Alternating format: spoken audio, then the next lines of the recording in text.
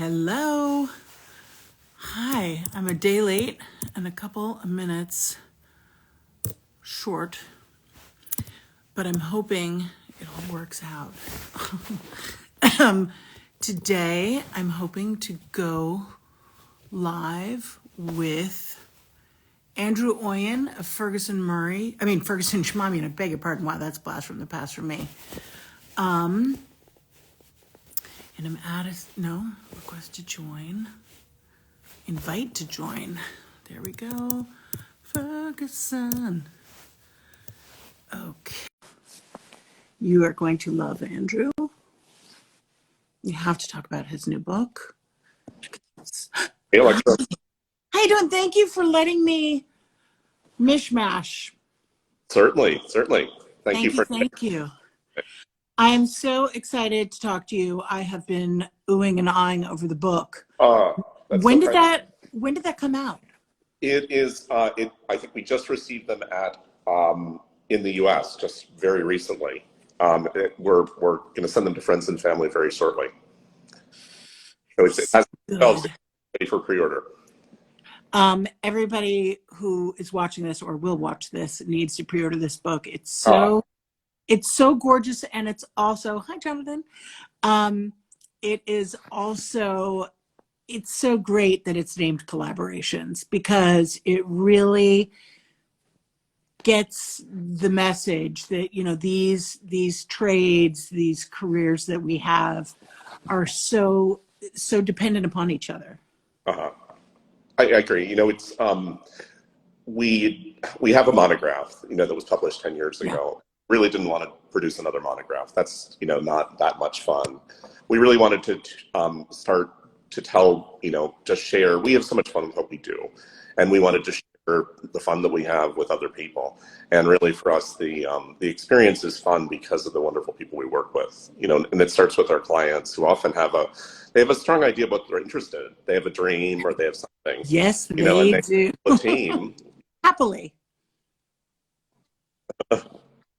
So Yes. wait, somebody think the name of the book again is Collaborations, Ferguson and Shamamian. But Collaborations will do. And it's Rizzoli, and you can pre-order it now. And the pub date proper is, I think, let's see. I think it's going to be ready for purchase at the end of October, something like that. perfect. So it's the perfect Christmas present for everybody. Or if they're having Thanksgiving, if they're finally getting out to see people for Thanksgiving, this is the book they should bring. Well, that's very kind of you to say. Thank you. It was a lot of fun to work on. We had a great group of people helping us out. That was. It was also really fun to look at, because and of course you would say that because that's more collaborating, all the people who helped you. But it shows so many different styles that you guys do. And I grew up, revering your work, especially the work that you did. So I'm taking off my sweater with my father at the Burdens, which is like one of my favorite projects on earth ever. And so I've known you first and forever as, like, in my imagination, as authoritative, as scholarly, as correct. But what this book shows, it's no way a but it shows that you are, you're everything, that you're playful, that you're seaside, that you're modern, that they're all of these wonderful genres in which you guys love to flex. As I said, it's really, we love helping people fulfill their dreams. So we're lucky to have a really wonderful client base. Includes, old and young, and points in their lives with living in different locales. And the one thing that they share is they often are not interested in buying something that is a thing that's recognizable. They want something that feels like them, and they, because we do all sorts of work, I think they look at us and say, wow, they might be able to help me do what I want to do. Right, and do it right. The fluency in all of those languages is the critical piece. I think it has to feel genuine somehow. whether that's rooted to a place or a time, which it always is, those things are. But I think, I don't know, it's intuitive, I think. Before I go on, though, I think I told you this story before, but I joined FNS in 1996, and my first project was with your father. Mm-hmm. Was this beautiful house up in Bedford that was built in the late 20s. And I would meet Oscar in the morning at 8 a.m. and we'd take a car up to his office and he'd be at his desk, so impeccably dressed with his Yeah. Waterman pen. And we'd go in and we'd, design with him, and I remember, overlapping with him on everything was an ethos, from this is the house, this is what this house should look like, and this is my suggestions to you, and we went off and did it. And I remember when the house was being furnished, all these dressing rooms being upholstered in grass cloth, and these beautiful vitrines showing up filled with canes and umbrellas, and just so amazing. Seeing the layering that was happening, first the sage advice he had for us, and then all these beautiful things coming in that just made this complete. It was like a dream, Well, of course, that's just the sweetest thing you could ever say, because we all know how important the role of the architect is. It's like there will be no layers without that canvas that, it just, when I work on a project, I almost invariably, especially when it's a budget project, I completely appreciate that really the focus at first must be on the architecture, because you're not going to want to go back and fix that. Like, you can add and layer and do all of those other things over time, but the architecture must be correct, or where are you going to go? I totally agree with you. And it's, in this case, in the case with your father, we had this wonderful 1920s house to work with, which had beautiful bones, although some flaws. And that was a good place to start from, but even on a completely ground up project or a dream, it's why we really like to work with the team from the beginning. Right. That, the interior designer, the landscape architect ourselves, and including the engineers and the people who make all that happen. They have to be involved with this from absolutely the beginning, so that we all, Totally. accumulate this shared vision of what is, of what this project is going to be. Yeah. Otherwise, it can be pastiche, or it can be, it doesn't feel like that fluid single gesture.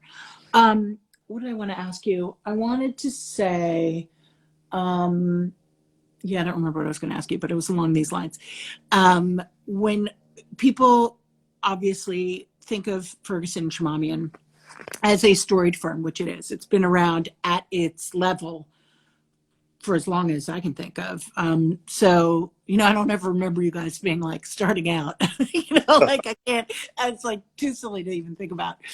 But looking at the book and knowing you and knowing that a lot of people in your firm, what's the smallest? I would think that you're scary to a lot of clients. They think, oh my God, it's Ferguson Shamamian, we can't call them up. But I think what the book is hopefully instructive in showing is that, not everything is 40,000 square foot manse in the middle of Kentucky or something. Right. There are funky apartments. There are seaside places. So what are the parameters, if there are any, of working with you guys? There are none. The only parameter would be that you have to love what you have to want to do this project. You have to really, have your heart in it, as the client. And, as in two examples of one of my favorite stories is a young couple they had a pretty house in Darien, a not modest house, but it was a pleasant little house from the 1930s, and they loved it. And they came to us in the early 2000s, I think, and said, we're so scared our house is going to be, when we sell it someday, it's going to be torn down because it's just not appropriate for today, and we love this house so much we don't want to see it replaced with a McMansion. Yeah. So help us. And we did some sketches and a budget, and they said, oh my gosh, they were just starting out. We'd love to, but we can't do it. And they came back to us, I think 7 or 8 years later, and they said, we're ready for you now. The Yeah. house wasn't gone off and made a little bit of money, and it was as fun as doing, an apartment on Fifth Avenue or some of those other estates that you talked about, because Yeah, and maybe it wasn't totally price that they were balking at it. It was maybe scope. Like it it was was big. It was a big program. it was an endeavor, and they needed to get to the right place in their lives when they could focus on that and Yeah. do it in the right way. Yes, that's exactly. And I do think that's kind of the catch-22 of a lot of our work, our people's work, is that it what it takes out of you to do emotionally, not Yeah. necessarily financially, but emotionally, you have to be maybe, you have to grow up a little sometimes. Yes. And so then people make that wrong connection in their head that it equals age. It doesn't. It just equals like you're being at peace with it and really wanting to do it right. I think you're absolutely right. We've worked with some, quite young people. You know, there's I think a loft that you might have featured in the little spread that you so nicely put together on me. And I think the young woman that we worked with was probably in her mid to late 20s, something like that. She just happens to be very mature emotionally, Yeah. and could take on this project. It could take Yeah. And could see the future. It's so funny what you said about that couple saying, we don't want when we leave for this house to be torn down. It's so funny to think that to be designing for your departure. But Yeah. I guess when you design it really well, you realize that you'll never leave. In a way, yes, that it's there for the world. It's there for you're a custodian of something for a while. They didn't build that house. It was built by somebody in the 30s with an architect, and it was, it had a nice backstory. They were so pleased to be participating in it. They wanted to pass it along. Mm-hmm. I think, yeah. I think that's maybe one of the nicest things at New York apartments with the lore of the pre-war gives you is that, just as you said, you don't even get to own it. You own shares, but you get to participate in it. That's a great way of seeing it. And even with new builds, when they're done in an historic, you know, whatever the noun is I'm looking for, ethos, you're still participating in it because you're picking it out of the history of design and saying, okay, I want to plant these seeds and see it go on.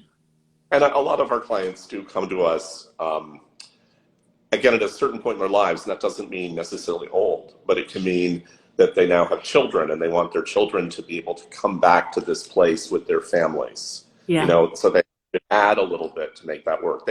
They're seeing a legacy that continues beyond them. So And what has COVID done to the notion of legacy?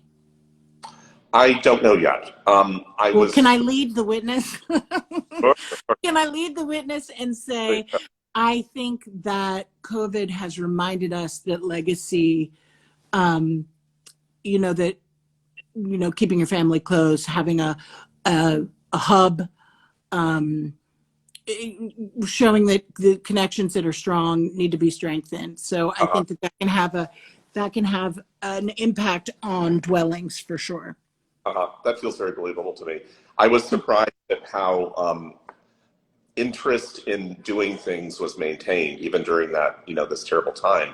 And I think a lot of people also realized, it's time to start doing the thing I think, maybe I would have just put off, whether it's do that little renovation to make myself happy in this place for the next 20 years, or buy that getaway that's going to make me happy every day. And get away. The motive Yeah. that life is short, and that we need to be always thinking about realizing. I'm turning on the air conditioning because I'm roasting. Oh my God, I'm in the Carolinas and it is not cold. And I was like rushing to do this and I couldn't find my pressed powder. So there you have it. By the way, I'm in a room designed by Celery Kimball. Yay, Celery. Oh my God. It's such a pretty room. It's beautiful. Beautiful. We love Celery's work. What does your house look like? So let's see. What if the shoemaker's children go shoeless, right? Yeah. I, So you know, I'm against. I I, think you should pull your shit together if that's the case. so no, it's I I like artifacts, and I also like, we all are limited in time, right? Hmm. These projects take up a lot of work, so I like the idea of doing something that you don't have to keep doing or do a bunch of times. So, about 18 years ago, I bought an apartment in Jackson Heights that was Uh-huh. I just, it felt like the sort of thing that I could live there for a long time. It was an artifact, it had integrity, it was very intelligently planned and nicely built for middle class people. It was intending to draw, middle class people from Manhattan. Uh-huh. And we've tweaked with things over the years. It was literally in a state condition. But in a way, it feels like you've done everything but nothing at the same time, you know? So in that context, can you define artifact for me? Well, it was built in 1921, and as I said, it was meant to provide some nice amenities to people, because people in New York at that point were either living in tenements or townhouses or in luxury apartment buildings. There really weren't a lot of. There was a bit Right, on the further downtown.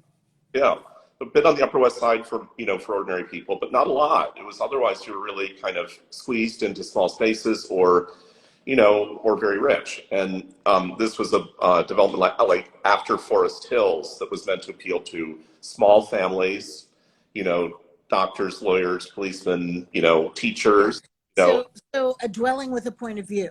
right, it definitely had. And instead, the typical shape of a lot in New York is this, it's narrow street front and deep.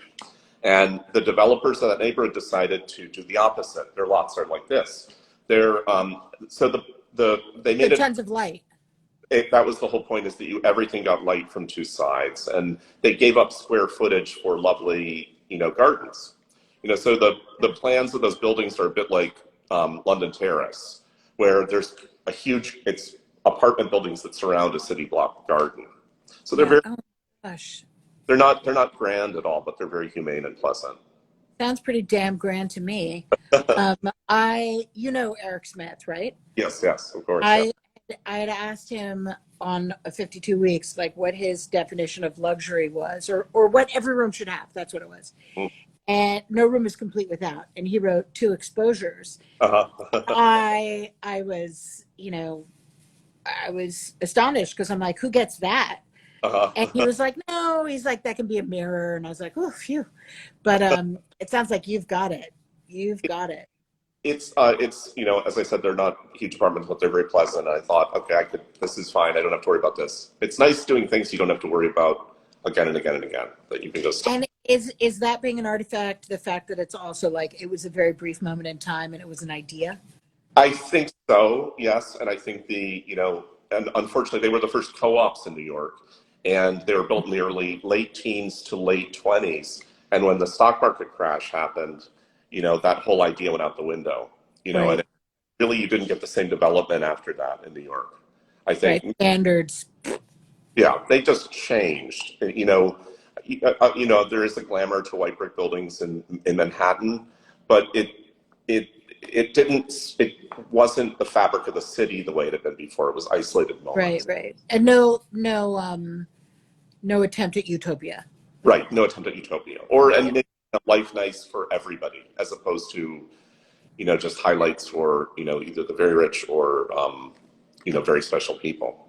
If I can take a sidestep for a moment. Yeah. So my husband's nephew Mhm. grew up in Rome, and then he went to school in London, and now he is at Yale for business school. Uh-huh. And he's Italian. He has grown up surrounded by beauty, Mhm. just breathing it in, Yes. taking it for granted. Not even, he's not even, his family isn't, obsessed with all things beautiful the way mine is, and yours probably is. But it's in his cells. Mhm. So when I look around in New York and I think of those moments in time where things like after the crash, those attempts at utopia or at least beauty had been forsaken, like what's your sense of what the city feels like these days? I just feel like all of these, is it all amenities? Is that what it's all about? It's all about having a gym in your building, but no cornice? That's an interesting question.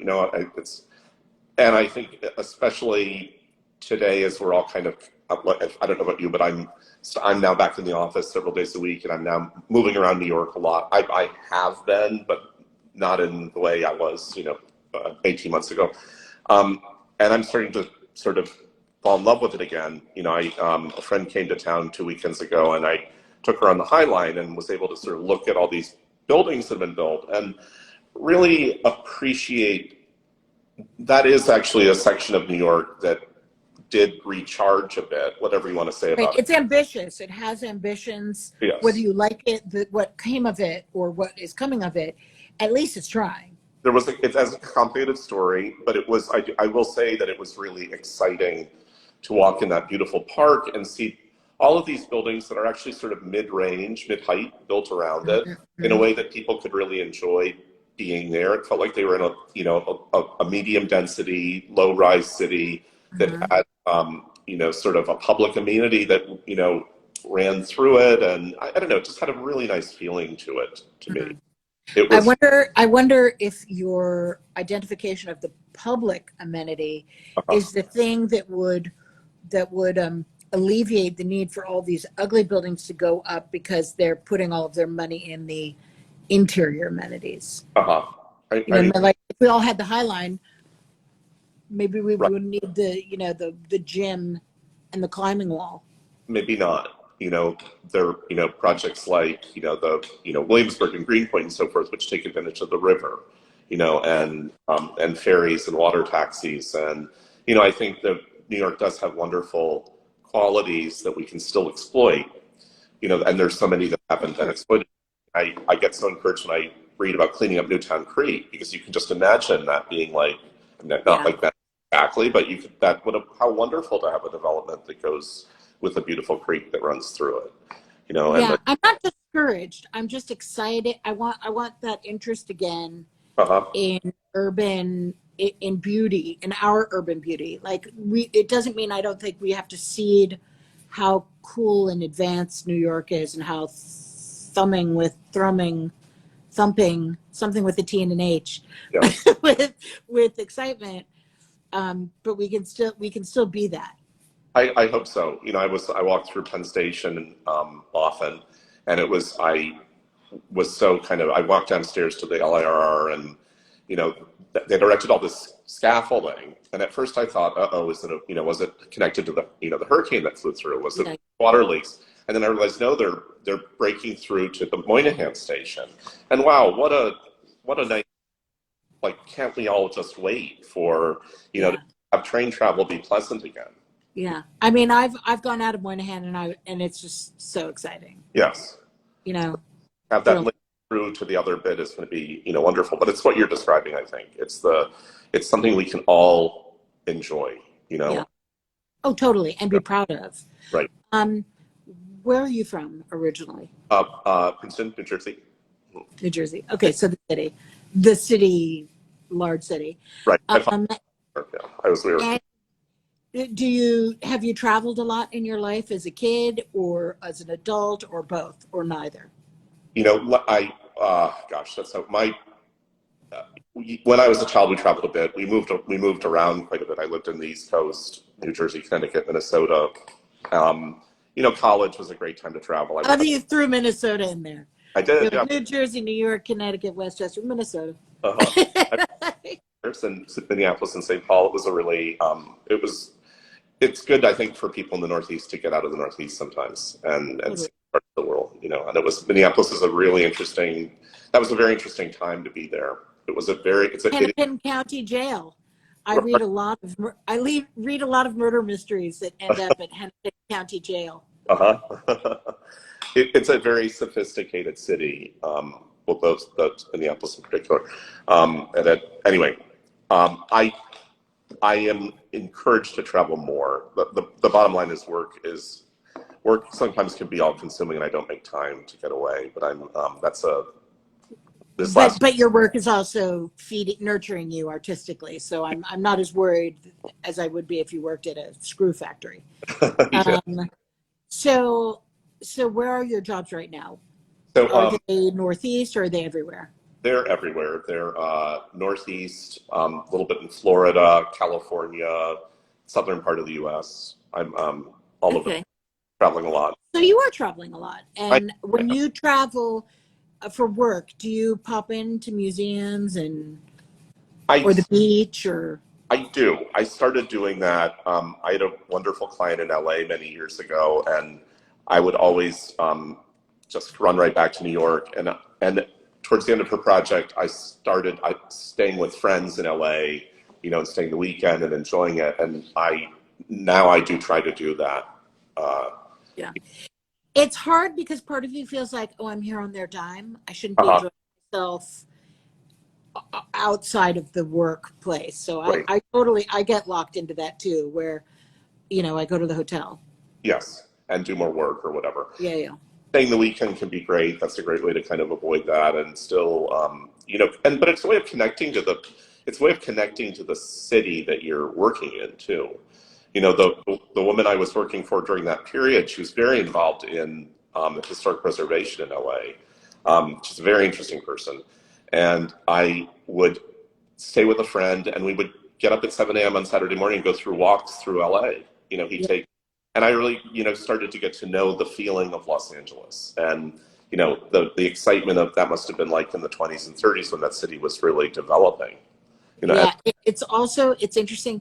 You had to, it's like you're tricking yourself into attaching it to work in order to let yourself do it. It's like it gives you permission. It's like, okay, I'll do this because I'll get a better feel for the city. But of course, it's just so good for you, full stop. right. Well, it is. A nerdy architect, so it is. Maybe it's a little bit of both. Hallelujah, nerdy architects. What would we do without you? And What LA, would we great do? nightclubs too. So there's an evening component to that also. Do you still go to nightclubs? I was thinking about that this morning. I don't know why. I do not. I don't remember why I was thinking about that. I guess because how much New York has changed. So that used to be so Yeah, much part of our experience. sure. When I was working on that project with your father, I would draw in the afternoon on Sundays, just to catch up, and Yeah. then put my pencil down at 3 p.m. and go, dancing in Tribeca, You until, go dancing on a Sunday? yeah, there used to be great afternoon That's parties so cool. at night. I just got the book about area. Oh Did you yeah. ever go Oh my there? gosh. Well, that's actually the venue that I would go dancing in. It was no longer area. It had gone from Oh, area. so it's post. Yeah, Yeah. post area. But I So was. I was like 14 and going to that nightclub because the drinking age was 18, and for a Uh, 14-year-old to look 18 was a lot easier. That was the coolest in my memory, the coolest time of life. Even though I was there at like 11 o'clock and home by midnight, and which means I missed everything. It was the promise of it all. It was so creative. I'm very lucky to have a very kind older sister who would sneak me into nightclubs from sort of on. And area was amazing. It was the most creative people. I mean, can you The imagine? tableau vivant. I mean, And like every few months to like do yeah. that, type it all out. It was absolutely amazing. So for anybody listening to this, area was this nightclub where you would walk in, and I too had an older sister who my father, when she was 15 and I was 12, and she was sneaking into Studio 54, he, Uh-huh. he as a second child, Mhm. as am I, he said to my sister, this is so unfair. Alexa loves to dance. Take her with you. And she was like, what? And he's like, you heard me. Take her with you. So she had to. But area you would walk in and it was like, obviously no windows, it's a nightclub, but they would have these carved out, there'd be a window and a carved room beyond it, and they would have living figures posed in a tableau vivant, and they would change the theme every quarter, maybe more frequently. Yeah, I don't know. And there was a little room off to the side that had a shark tank in it and a shark. And like this is the era of nightclubs where Patricia Field, like it was everyone was dressed like that with blue uh, hair and neon, and it was totally cool. Very creative. I mean, from the venue to the people who went there to everything. It tells like such a rich environment. Do you have a dream project? Because I've always said a hotel, but now I'm thinking maybe you and I should get together and do a nightclub. Oh, that would be fun. Wow, that would be neat. We should get someone to hire us. The I last Generally speaking. last time I got really excited by that was do you remember the drawings of the Palladium when Yeah. Isa did that cube and so forth? Yeah. Yeah. When I saw the Delerska video cartoons of the one they just did up in up in Hell's Kitchen up in the Hudson Yards area, I thought of what is it, the shed? I mean that was the first time I kind of got excited again about the transformation of Nightlife. having this. Yeah.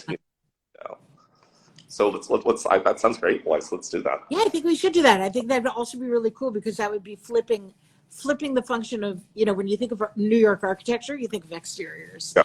And to do a nightclub, it's all about the interior.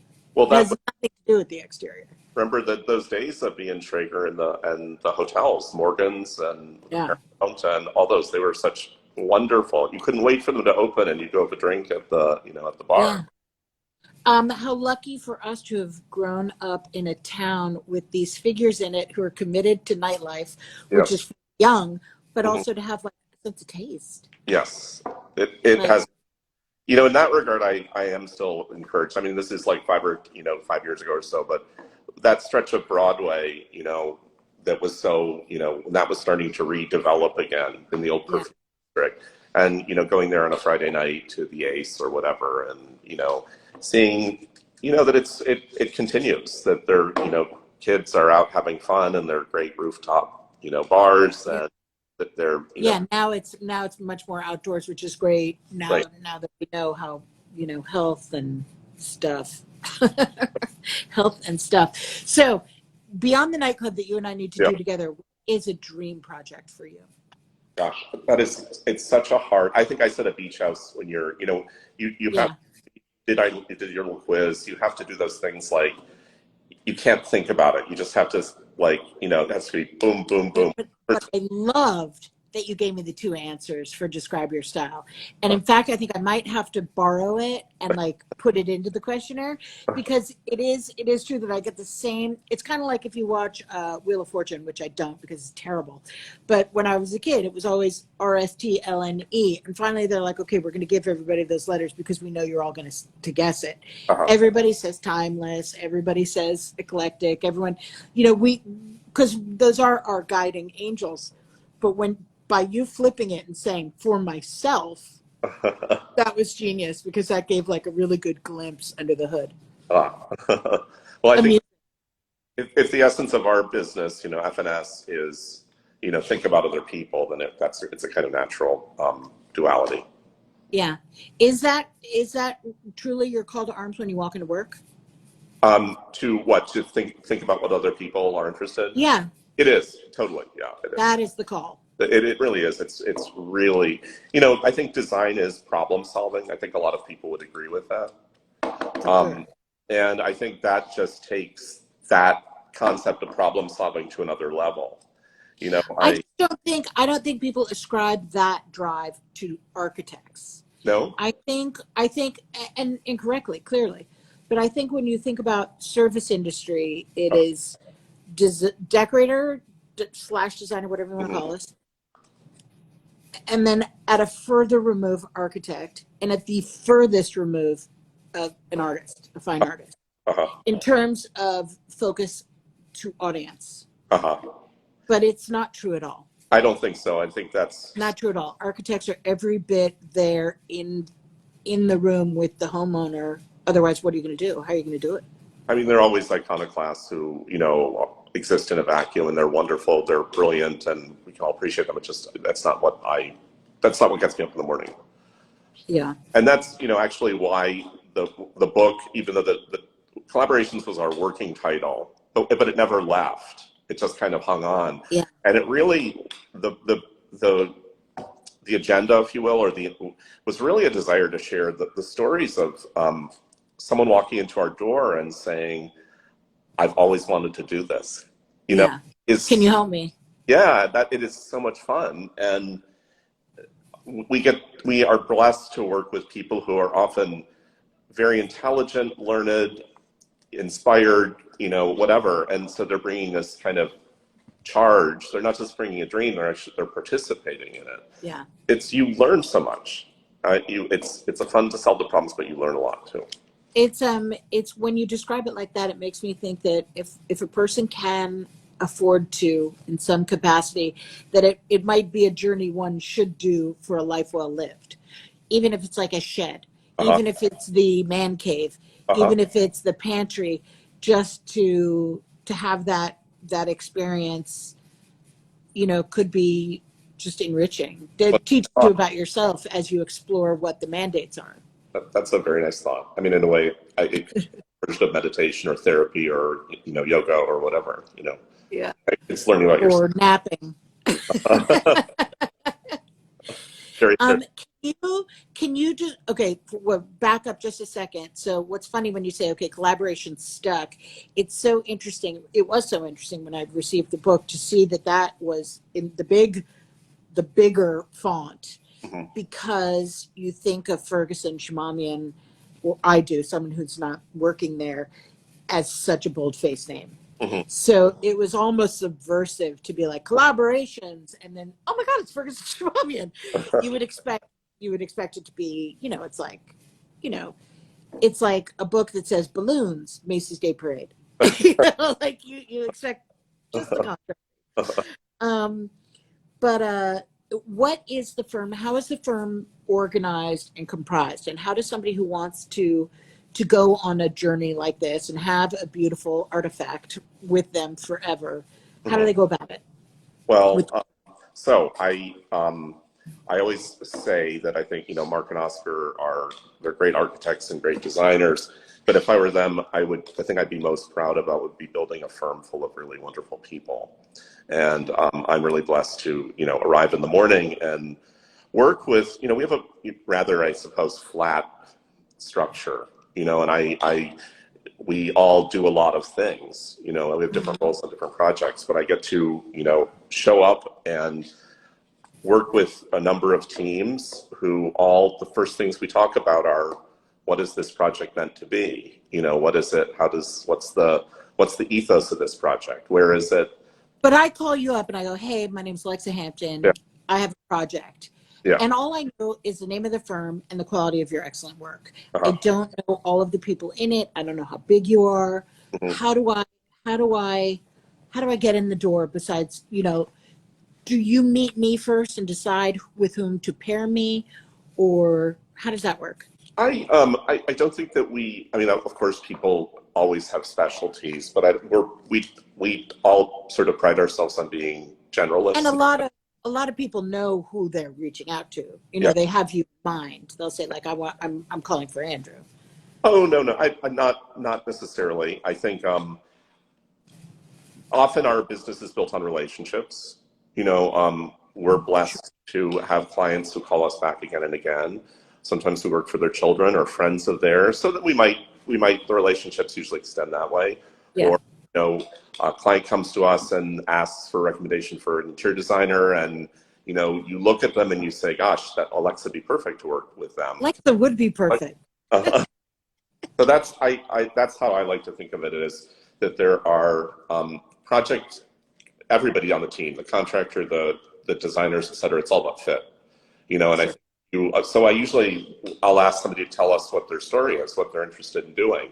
And then if they want us to help assemble a team, then we assemble the team that feels like it's going to be the best fit for them and their project. And there's no size requirement. No, it's none whatsoever, no. Which is, I worked with Jonathan Hogg on a very nice size, like not crazy huge, not teeny weeny. And like we had such a lovely, we called it Hog and Ham. And oh my God. I was like, Hog and Ham. I've been in those meetings. I bet they were a lot of fun. They were, but it's great to know that a person can reach out to a firm like yours and do something, you know, grand scale or not. Absolutely, yeah. We were this winter. I had the potential contractor actually we worked with called us and asked me to go meet somebody that was interviewing him, and they bought this.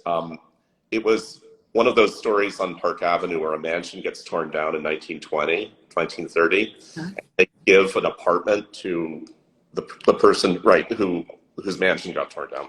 And this Yeah. couple was purchasing the second floor apartment that had gone to the daughter of the millionaire whose mansion was torn down. And it was this, Why don't I have parents like these people? oh my gosh. The ones who have F&S come and build their children houses.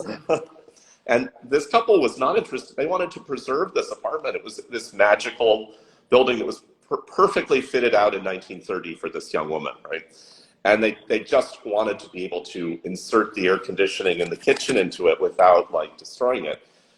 What a fun project to do, they really so fall in love with this apartment and what it meant, and it would have been this kind of sort of perfect, espionage, subtly fitting everything in without destroying. Yeah. So anyway, that's just an example of there's no project that's too big or too small. They're all fun. Yeah, they are all fun. I mean, as long as beauty and happiness is the goal, what's wrong with that? Yes, absolutely. Yeah. Until the Department of Buildings gets involved. Are you guys all, I mean, obviously you work all over the place. What's the farthest you all work? We've consulted on projects in London. We do work in the Caribbean. I think we're working on a project in Australia now. So what does that mean for codes and learning all of those? Do you have to partner with a local, like, builder of record or architect of record, I mean? We are licensed in many states in the country. We've been, but for instance, we started working in California, 20 something years ago, and we partnered up with a really brilliant modernist architect called Kovac Design Studios in California, and we've been working with them, ever since. And it's just another version of the collaboration story. Yeah. And sometimes, like, I'm working on a project with them currently where, there was a move where clearly they were better suited to do it than we were, and now they're, the roles changed a bit. Yeah. So right, who's leading, who's, yeah. Right. But that's nice. It just means your relationship has legs. Yes, absolutely. Yeah, that's it, just another whatever tool in the toolbox or whatever. So when I was looking at your answers, you started there, like a couple of years after I started working for my father full time. Is that right? And I love that we have, these parallel experiences, especially because Ferguson Shamamian is so major. Did you ever work anywhere else, or did you just go straight there? No. I was 30 when I came to F&S. I graduated from college in '89, right at the savings and loan crisis. It was like the worst time, get out of college. I shelved books at the NIH for a month. Right, and then I went to the first position I was offered was with an interior designer in Washington D.C. Very talented woman named Mary Drysdale, who's still sure, of course. Yeah, and I worked with Mary for 8 years, and it's a mini version of Mark and Oscar working for Parrish Hadley. I learned so much from Mary. I was the architect there. I did all the paneling and the layouts and the furniture and all that. But I learned so much, and then I went off on my own for a little bit and worked with Mona Hodge in Baltimore, and a firm called Brown Davis, who were at that point in Washington, D.C. But I knew I wanted to get back to New York. I'd gone to UVA. Yeah. Washington was kind of a nice. What a great place to be as an architect. Washington was such a beautiful city. It's just so much fun to walk around and absorb all that.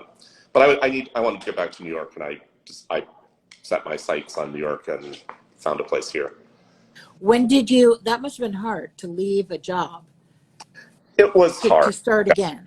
It was hard. I'm one of those people who stick with things. But I'm remain friends with Mary and Mona to this day, and sure. Would love to. Did you move first and get a job, or did you get a job and then move? I got the job and moved. I would have to say that would be my method. Yeah. I'm very scared of the move with no job. Not that I've ever moved. I'm remarkably inert geographically. Um, okay, I've still got you for a little bit. Give me some like really disparate projects that you've been working on recently. Let's see, gosh, it's such a roller coaster. All right, so there's one of the more recent ones is the project you're going to see in the book, right? Which it's a farm up in Connecticut. Someone who, again, the story's in the book, so you can read it yourself. I don't have to, I can. Describe it, but it was, let's just say it was a ground up project that was one of those projects that you look at and you say, these don't come along often in your life. I'm just going to, throw everything into it. We all had just a wonderful time working on it. Let's see. I'm trying to think about scale for things.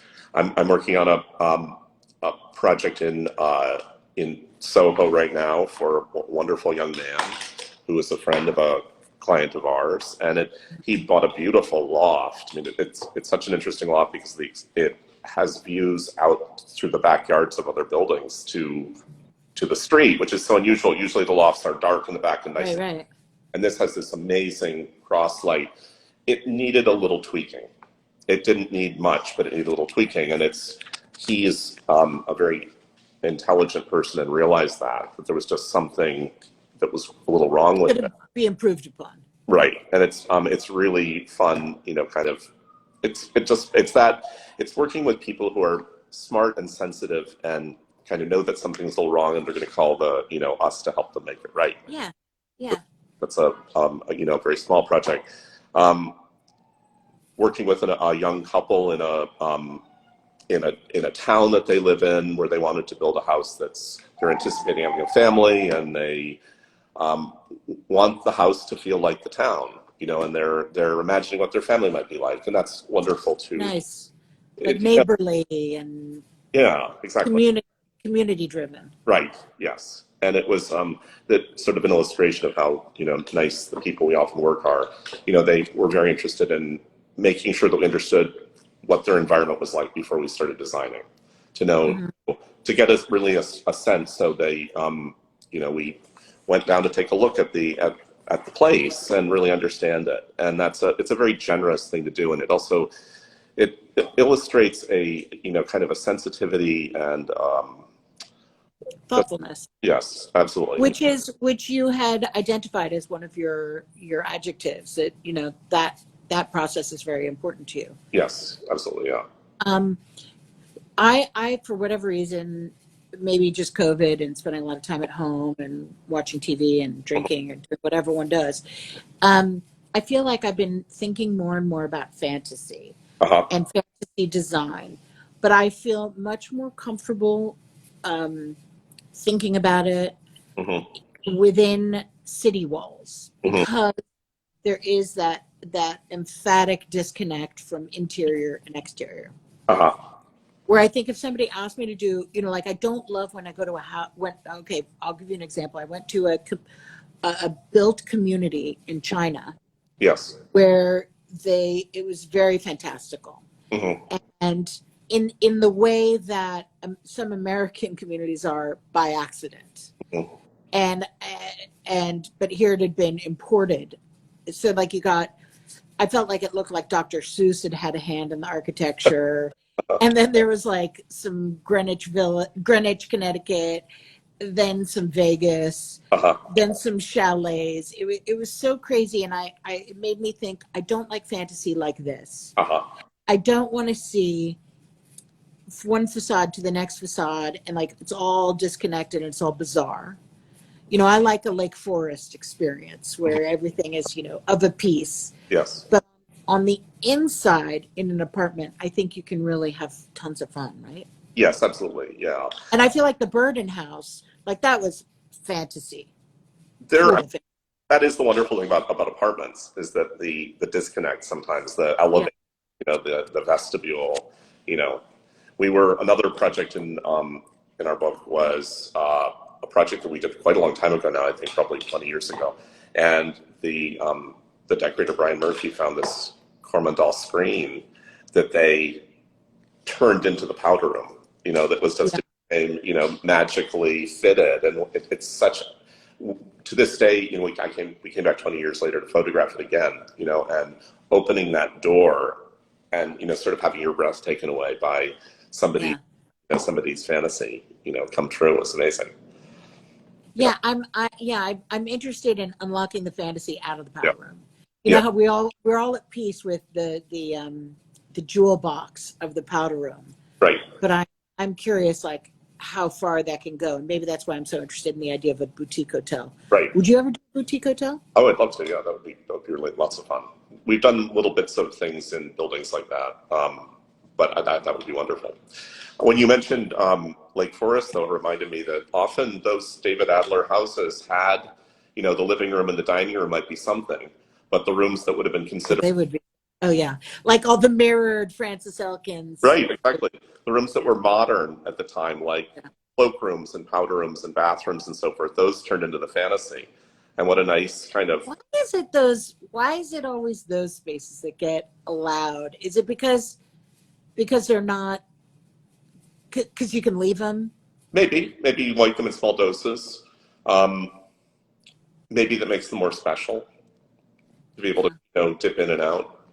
Yeah, but also you can disavow it. Like, oh well, that's just the powder room. I also like to think that those were rooms that were clearly identified as being of the 20th century, so that people like, Francis Elkins felt like, let's make this look like the 20th century. Our drawing room can look like the 18th century because that's whatever, it gives it provenance or something. But this room that's clearly designed to be, it's a function that never existed before. Let's make that feel like today. There's an honest. Yeah. That's nice. That makes a lot of sense. Mm-hmm.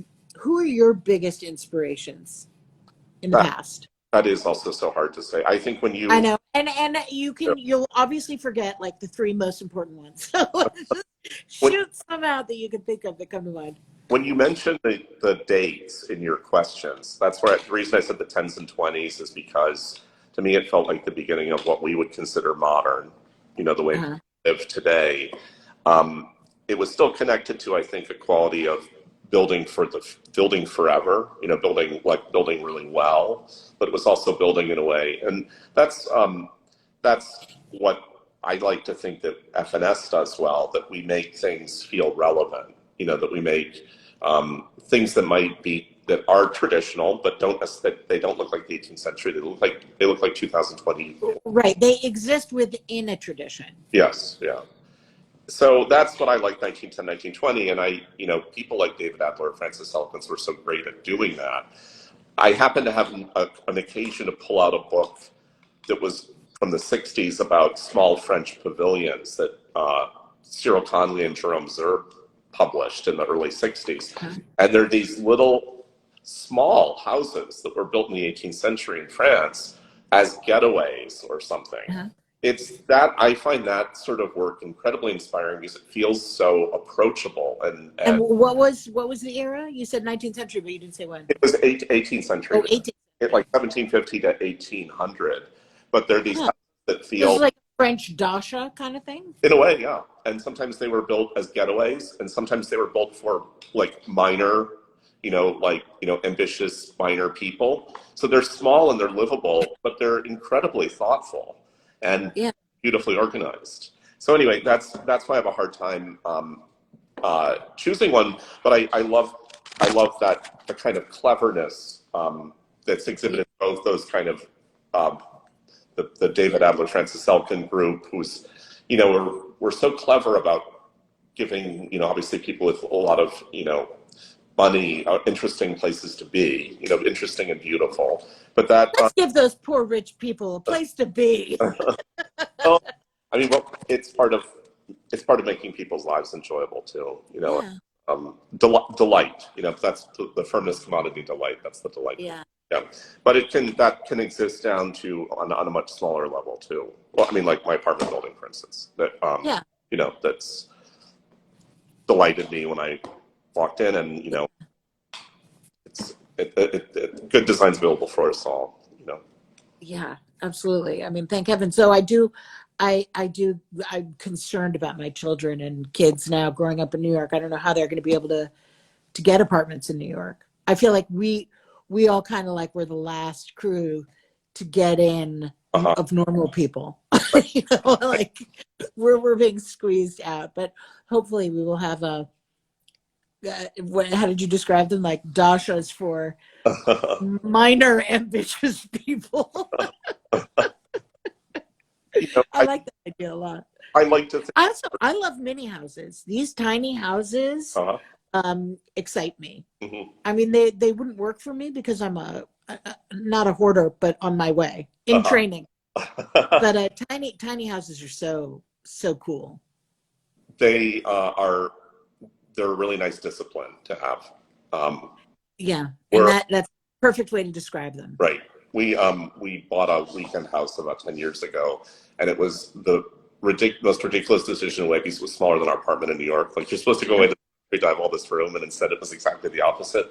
But it's been really a great discipline to kind of exist in, you know, in small spaces and enjoy them, you know, and edit and make very much more kind of careful decisions based on that. That's useful. And once you get it just so, it's almost like you freed your mind up to think. That's a really nice. You can control your environment so that it's not always like, I need to fix this or. I think that's a great way to think of it. And thank you for that. I'll remember that one. All right, too. Thank you. Thank you so much. Thank you for putting it off from yesterday to today. North Carolina sends you its love. Thank you. But not more than I do. And before we go, I know you and I have done things together, talked together for the New York School of Interior Design. Yeah. But I feel certain we will be doing more, you and I, because we wanted to do a series with them talking about how architects and designers can work really well together. Well, I think that is sort of starting up again. So let's plan that. I owe David a call anyway. So I will harass him too, because I think a lot of people assume because you know, misapprehension that decorators and architects are often like at odds or adversaries. But of course, like the most fun jobs is where that's not the case at all. Absolutely. Where it's just like, well, what do you think? What should I be doing? And then you get the answer, and you know, you're all reaching for the same goal. And learning from each other. Yes. Which goes back to the book, which is called Collaborations, Ferguson Shamamian, and will be out shortly, and should be, and it's a perfect size Christmas present too. It's not chintzy. I don't know what it sells for, but it's a nice, thick, glamorous book. And Rizzoli is publishing it, and I'm so excited for you. Thank you so much. Thank you. Thank you. This has been all right, Andrew. a great pleasure. All right. Kisses. Bye. Bye.